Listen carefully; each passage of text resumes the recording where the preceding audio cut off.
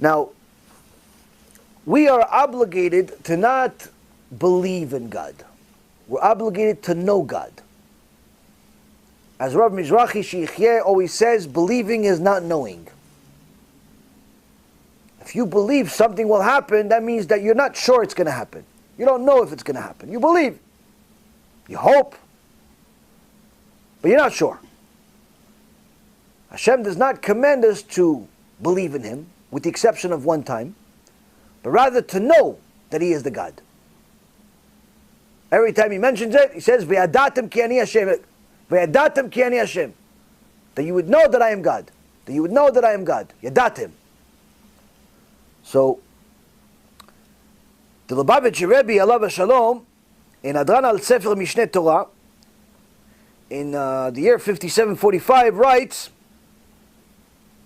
that wisdom refers to the Torah, and each and every separate dimension of our Torah, the practice of the Torah, is elevated by our knowledge of God. Meaning that the more we delve and meditate over this knowledge of God, the higher our understanding of the Torah is going to be. Which shows that we actually have a practical benefit, not just a halachic benefit and a spiritual benefit, but a practical benefit to meditating over God and what He is. Now surely we can never get to a conclusion, because He has no limitations. Surely we can never get to a full understanding. So what are we actually meditating over? We're meditating over the creation itself. The product. So, a person has to know that he has to comprehend the existence of Hashem intellectually, not merely believe it. And the Rambam writes in the Moreh Nevuchim, the Guide to the Perplexed, Volume 1, Chapter 37, that even the use of the word being is incorrect. Saying that Hashem is a supreme being, it's really incorrect. But we still nonetheless have to use it. Why? Because He's not nothing. And we have to, to make it make sense in our ear, that's limited in our understanding, we must define Him as something.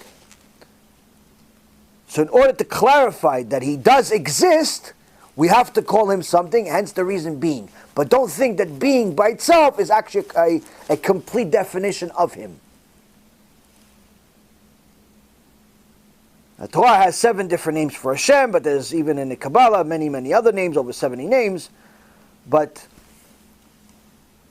a person's conception of what Hashem is limited by his understanding of the world around him. The more a person understands the world around him and connects that to the Creator, the more he will appreciate the Creator itself. The less he understands the world around him, or the less he connects Hashem to the creation, the more difficulty he's going to have in believing that there is a Creator at all. Hence the reason why the people that understand a lot about the mechanics of the world, but don't connect it to God, have the most difficulty in believing in God. Because they have misused this intellect that Hashem gave them so many times, it's hard for them to now retrace and rewire their existing knowledge that they have already now.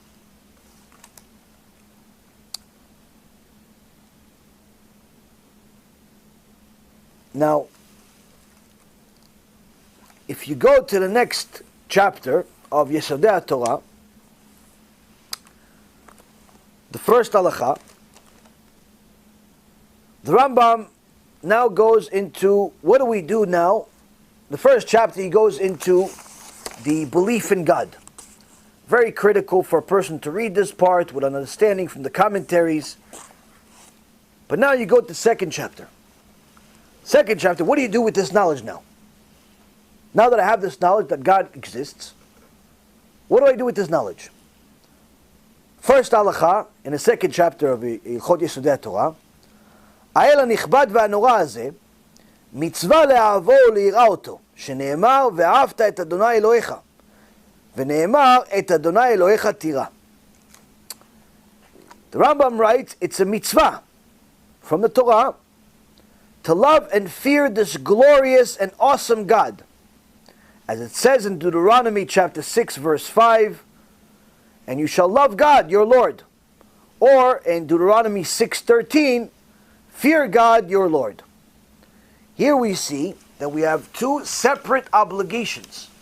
In addition to the obligation of knowing God, we now have an obligation that now that you know Him, what do you do with that belief? You must love and fear God. You must love and fear God. Now, loving Hashem has different stages, and fearing Hashem has different stages. It's not just one love and one fear. There's levels. The lowest level of fearing Hashem is fearing Hashem because you're afraid that He will punish you. He will stop making this oxygen that you take for granted work.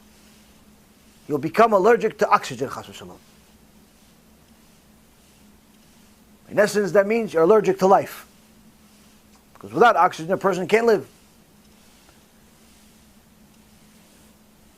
Fearing Hashem will take something that you possess. Although Hashem says, Liya kesef v'liya za'av, ne'um Hashem tzavot, mine is the money, mine is the gold, everything is mine, He gives it to us and makes us believe that it's really ours. And we are afraid that He will take it. And many times, people do tshuva after Hashem takes it. Or because they're afraid He'll take it from them. We're afraid that He'll take our health. We're afraid that He'll take our money. We're afraid that He'll take loved ones. And so on and so forth. That level of fear, or perhaps a fear of retribution and punishment after this life, by itself is the lowest level of fear.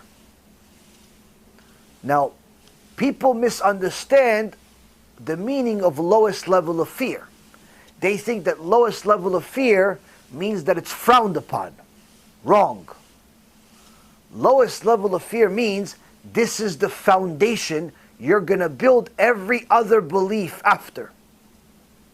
Meaning you cannot have the highest level of fear without the lowest level of fear too.